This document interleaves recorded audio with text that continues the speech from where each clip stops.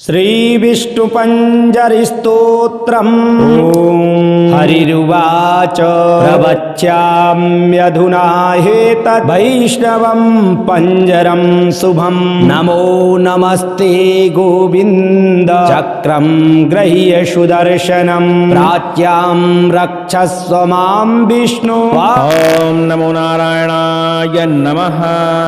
आज आप दिव्य विष्णु पंजर स्तोत्र श्रवण करने वाले हैं। भगवान विष्णु की कृपा पाने के लिए यह स्तोत्र विशेष माना जाता है। इस स्तोत्र को नित्य प्रतिदिन श्रवण करने का प्रयास करना चाहिए और ये भी प्रयास करना चाहिए कि हम इस स्तोत्र को पाठन कर पाएं। जो लोग नकारात्मक ऊर्जा से पीड़ित हैं, तंत्र व्याधि से पीड़ित हैं, रोग व्याधि से पीड़ित हैं, धन की कमी से परेशान हैं, कर्ज मुक्ति चाहते हैं, दारिद्र्य घर में जिनके निवास करती है,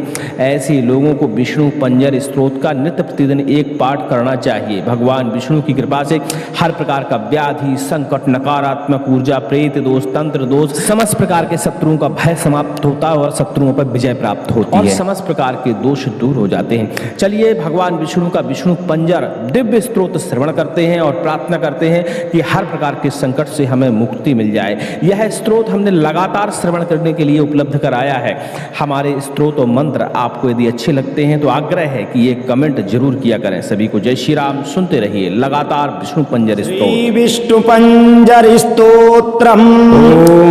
हरिरुवाच प्रवच्याम्यधुना ह्येतद् वैष्णवं पञ्जरं शुभं। नमो नमस्ते गोविन्द चक्रं गृह्य सुदर्शनं प्राच्यां रक्षस्व मां विष्णु। त्वामहं शरणं गतः गदां कौमोदकीं गृह्यं पद्मनाभ नमोऽस्तु ते। यां रक्षस्व मां विष्णु। त्वामहं शरणं गतः फलमादाय शौनन्दं नमस्ते पुरुषोत्तम। प्रतीच्यां रक्ष मां विष्णु। त्वामहं शरणं गतः मुशलं सातनं गृह्य पुण्डरीकाक्ष रक्ष माम्। उत्तरस्यां जगन्नाथ भवन्तं शरणं गतः खड्गमादाय चार्माथ अस्त्रशस्त्रादिकं हरे। नमस्ते रक्ष रक्षोघ्न ईशान्यां शरणं गतः पाञ्चजन्यं महाशङ्खमनुघोष्यं च पङ्कजं प्रगृह्य रक्ष मां विष्णु। आग्नेयां रक्ष शूकर चन्द्रशूरसमागृह्य खड्गं चान्द्रमशं तथा नैऋत्यां मां च रक्षस्व दिव्यमूर्तेन्द्रकेसरीन्। वैजयन्तीं सम्प्रगृह्य श्रीवत्सं कण्ठभूषणं। वायव्यां रक्ष मां देव हयग्रीव नमोऽस्तु ते। वैनतेयं समारुह्य अन्तरिक्षे जनार्दन मां रक्षस्वाजित सदा। नमस्ते स्वपराजित विशालाक्षं समारुह्य रक्ष मां त्वं रसातले। अकूपार नमस्तुभ्यं महामीन नमोऽस्तु ते। करशीर्षाद्यङ्गुलीश सत्यत्वं बाहुपञ्जरं कृत्वा रक्षस्व मां विष्णु। नमस्ते पुरुषोत्तम। एतदुक्तं शङ्कराय वैष्णवं पञ्जरं महत पुरा रक्षार्थमीशान्याः कात्यायन्या वृषध्वज। नासायामास सायेन चामरं महिषासुरं दानवं रक्तबीजं चान्याश्च सुरकण्टकान्। एतज्जपन्नरो भक्त्या शत्रुन् विजयते सदा। इति श्रीगारुडे पूर्वखण्डे प्रथमान् साख्ये आचारकाण्डे विष्णुपञ्जर स्तोत्रं नाम त्रयोदशोऽध्यायः। श्रीभगवता विष्णुर्पणमस्तु। श्रीविष्णुपञ्जरिस्तोत्रम् हरिरुवाच प्रवच्याम्यधुना ह्येतद् वैष्णवं पञ्जरं शुभं। नमो नमस्ते गोविन्द चक्रं गृह्य सुदर्शनं प्राच्यां रक्षस्व मां विष्णु। त्वां त्वामहं शरणं गतः गदां कौमोदकीं ग्रह्यं पद्मनाभ नमोऽस्तु ते यां यां रक्षस्व मां विष्णु त्वामहं शरणं गतः फलमादाय शौनन्दं नमस्ते पुरुषोत्तम प्रतीच्यां रक्ष मां विष्णु त्वामहं शरणं गतः मुशलं सातनं गृह्य पुण्डरीकाक्ष रक्ष माम् उत्तरस्यां जगन्नाथ भवन्तं शरणं गतः खड्गमादाय चार्माथ अस्त्रशस्त्रादिकं हरे नमस्ते रक्ष रक्षोघ्न ईशान्यां शरणं गतः पाञ्चजन्यं महाशङ्खमनुघोष्यं च पङ्कजं प्रगृह्य रक्ष मां विष्णु आग्नेयां रक्ष शूकर चन्द्रसूरसमागृह्य खड्गं चान्द्रमशं तथा नैऋत्यां मां च रक्षस्व दिव्यमूर्तेन्द्रकेसरीन् वैजयन्तीं सम्प्रगृह्य श्रीवत्सं कण्ठभूषणं वायव्यां रक्ष मां देव हयग्रीव नमोऽस्तु ते वैनतेयं समारुह्य अन्तरिक्षे जनार्दन मां रक्षस्वाजित सदा नमस्ते स्वपराजित विशालाक्षं समारुह्य रक्ष मां त्वं रसातले अकूपार नमस्तुभ्यं महामीन नमोऽस्तु ते करशीर्षाद्यङ्गुलीश सत्यत्वं बाहुपञ्जरं कृत्वा रक्षस्व मां विष्णु नमस्ते पुरुषोत्तम एतदुक्तं शङ्कराय वैष्णवं पञ्जरं महत पुरा रक्षार्थमीशान्याः कात्यायन्या वृषध्वज नासायामास सायेन चामरं महिषासुरं दानवं रक्तबीजं चान्याश्च सुरकण्टकान् एतज्जपन्नरो भक्त्या शत्रुन् विजयते सदा ॐ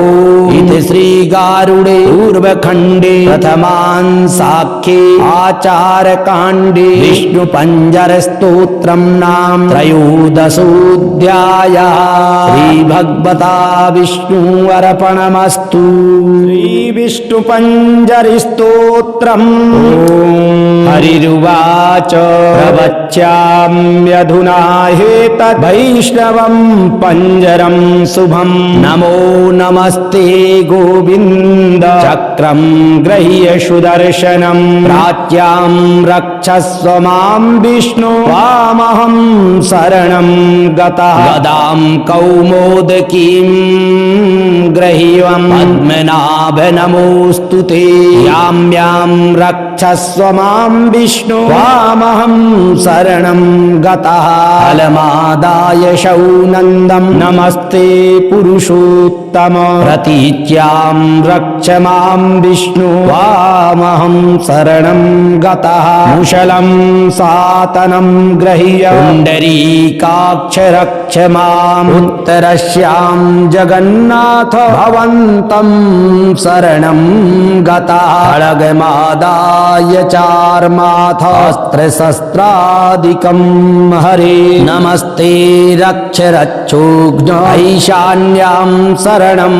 गतः पाञ्चजन्यं महाशङ्खमनुघोष्यं च पङ्कजं प्रगृह्य रक्ष मां विष्णु आग्नेयां रक्ष शूकर चन्द्रसूरसमागृह्य खड्गं चान्द्रमशं तथा नैऋत्यां मां च रक्षस्व दिव्यमूर्तेन्द्रकेसरीन् वैजयन्तीं सम्प्रगृह्य श्रीवत्सं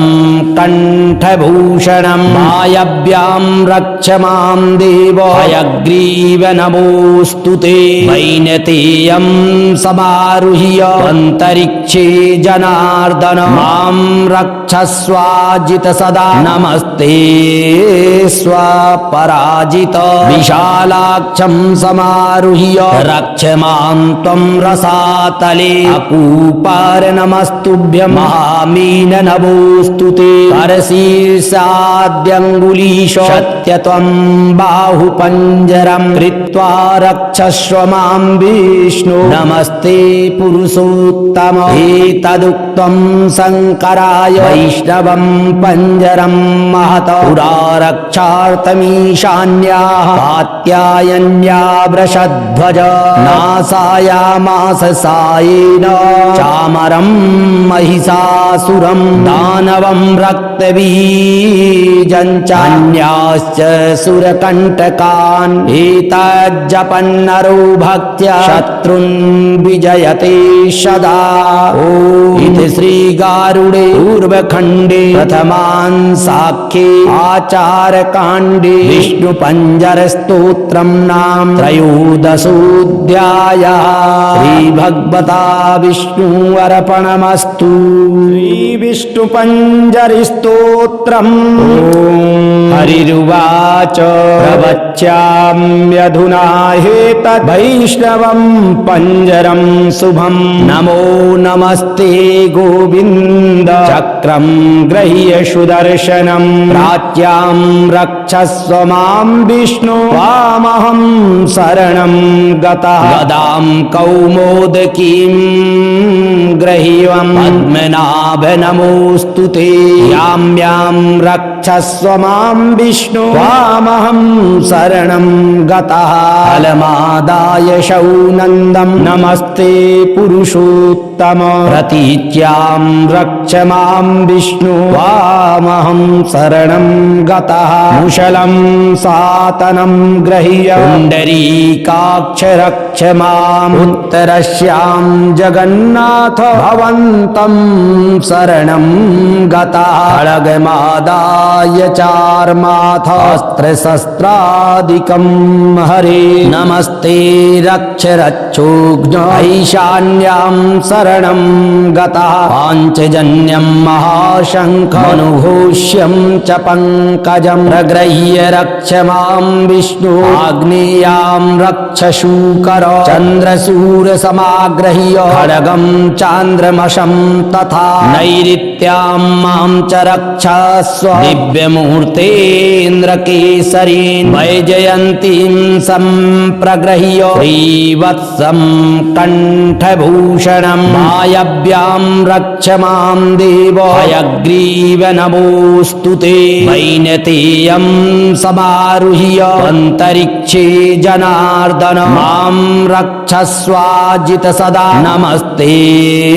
स्वपराजित विशालाक्षं समारुह्य रक्ष मां त्वं रसातले अकूपार नमस्तुभ्यं महामीन नमोऽस्तु ते करशीर्षाद्यङ्गुलीश सत्य त्वं बाहुपञ्जरं कृत्वा रक्षस्व मां विष्णु नमस्ते पुरुषोत्तम एतदुक्तं शङ्कराय वैष्णवं पञ्जरं महत पुरा रक्षार्थमीशान्याः कात्यायन्या वृषध्वज नासायामास सायेन चामरं महिषासुरं दानवं रक्तबीजं चान्याश्च सुरकण्टकान् एतज्जपन्नरो भक्त्या शत्रुन् विजयते सदा इति श्रीगारुडे पूर्वखण्डे प्रथमान् साख्ये आचारकाण्डे विष्णुपञ्जरस्तोत्रं नाम त्रयोदशोऽध्यायः श्रीभगवता विष्णु अर्पणमस्तु। श्रीविष्णुपञ्जरिस्तोत्रम्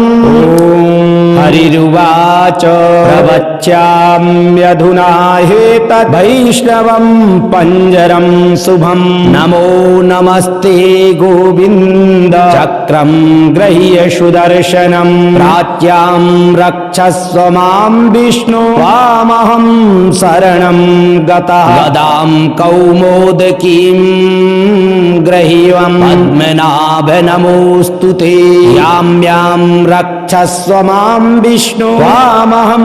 शरणं गतः फलमादाय शौनन्दं नमस्ते पुरुषोत्तम प्रतीच्यां रक्ष मां विष्णु त्वामहं शरणं गतः मुशलं सातनं गृह्य पुण्डरीकाक्ष रक्ष माम् उत्तरस्यां जगन्नाथ भवन्तं शरणं गतः खड्गमादाय चार्माथास्त्रशस्त्रादिकं हरे नमस्ते रक्ष रक्षोघ्न ईशान्यां शरणं गतः पाञ्चजन्यं महाशङ्खमनुघोष्यं च पङ्कजं प्रगृह्य रक्ष मां विष्णु आग्नेयां रक्ष शूकर चन्द्रसूरसमागृह्य खड्गं चान्द्रमशं तथा नैऋत्यां मां च रक्षस्व दिव्यमूर्तेन्द्रकेसरीन् वैजयन्तीं सम्प्रगृह्य श्रीवत्सं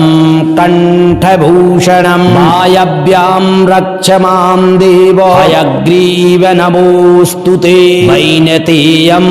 समारुह्य अन्तरिक्षे जनार्दन मां रक्षस्वाजित सदा नमस्ते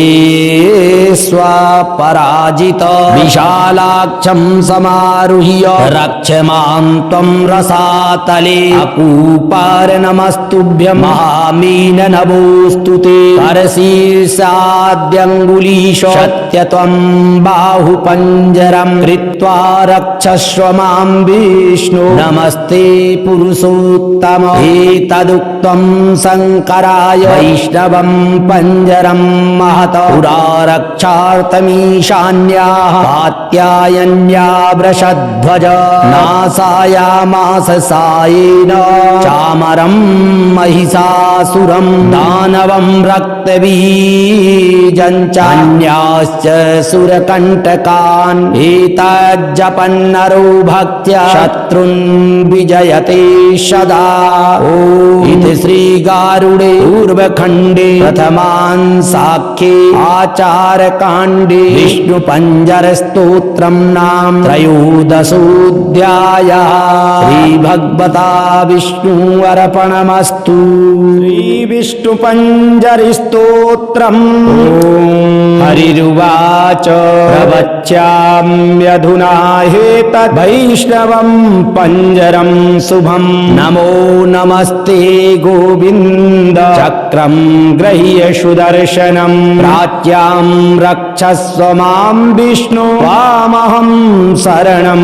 गतः गदां कौमोदकीं गृह्यं पद्मनाभ नमोऽस्तु ते यां रक्षस्व मां विष्णु त्वामहं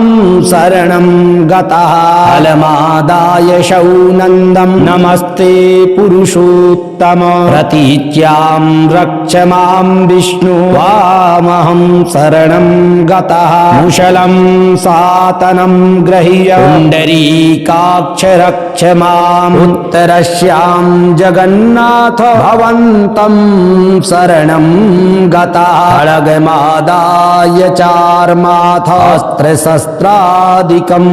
हरे नमस्ते रक्ष रक्षोघ्न ईशान्यां शरणं गतः पाञ्चजन्यं महाशङ्खमनुघोष्यं च पङ्कजं प्रगृह्य रक्ष मां विष्णु आग्नेयां रक्ष शूकर चन्द्रसूरसमागृह्य खड्गं चान्द्रमशं तथा नैऋत्यां मां च रक्षस्व दिव्यमूर्तेन्द्रकेसरीन् वैजयन्तीं सम्प्रगृह्य श्रीवत्सं कण्ठभूषणं वायव्यां रक्ष मां देव हयग्रीव नमोऽस्तु ते वैनतेयं समारुह्य अन्तरिक्षे जनार्दन मां रक्षस्वाजित सदा नमस्ते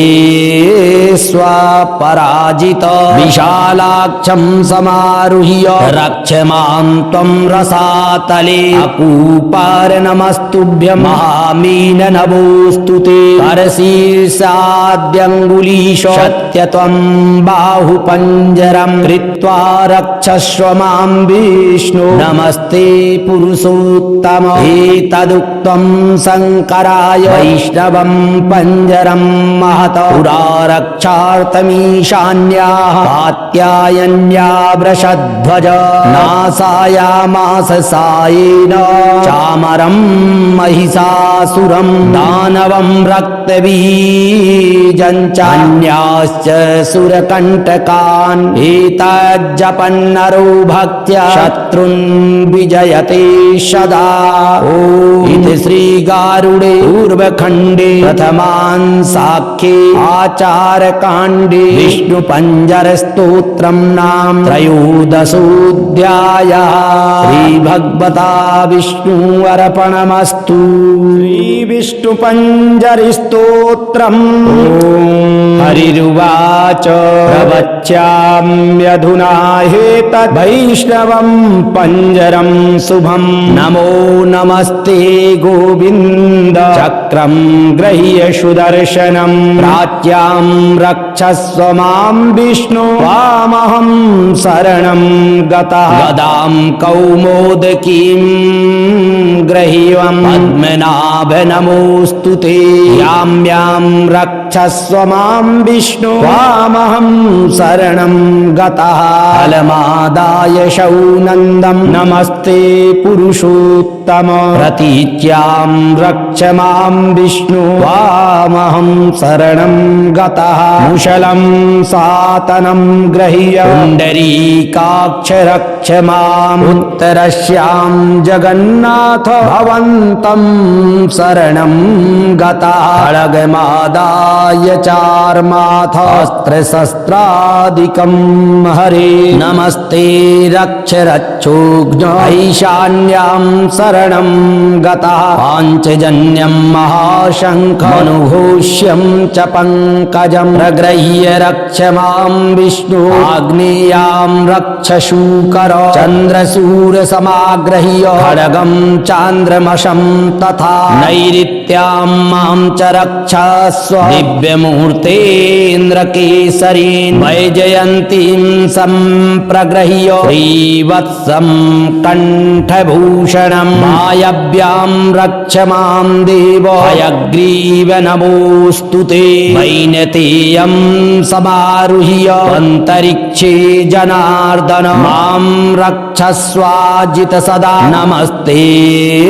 स्वपराजित विशालाक्षं समारुह्य रक्ष मां त्वं रसातले अकूपार नमस्तुभ्यं महामीन नमोऽस्तु ते करशीर्षाद्यङ्गुलीश सत्य त्वं बाहुपञ्जरं कृत्वा रक्षस्व मां विष्णु नमस्ते पुरुषोत्तम एतदुक्तं शङ्कराय वैष्णवं पञ्जरं महत पुरा रक्षार्थमीशान्याः कात्यायन्या वृषध्वज नासायामास सायेन चामरं महिषासुरं दानवं रक्तबीजं चान्याश्च सुरकण्टकान् एतज्जपन्नरो भक्त्या शत्रुन् विजयते सदा इति श्रीगारुडे पूर्वखण्डे प्रथमान् साख्ये आचारकाण्डे विष्णुपञ्जरस्तोत्रं नाम त्रयोदशोऽध्यायः श्रीभगवता विष्णु अर्पणमस्तु। श्रीविष्णुपञ्जरिस्तोत्रम् हरिरुवाच प्रवच्याम्यधुना हेतद्वैष्णवं पञ्जरं शुभं नमो नमस्ते गोविन्द चक्रं गृह्य सुदर्शनं प्राच्यां रक्षस्व मां विष्णु त्वामहं शरणं गतः गदां कौमोदकीं गृह्यं पद्मनाभ नमोऽस्तु ते यां रक्षस्व मां विष्णु त्वामहं शरणं गतः फलमादाय शौनन्दं नमस्ते पुरुषोत्तम प्रतीच्यां रक्ष मां विष्णु त्वामहं शरणं गतः मुशलं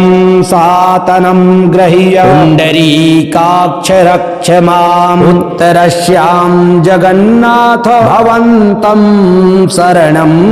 गतः खड्गमादाय चार्माथ अस्त्रशस्त्रादिकं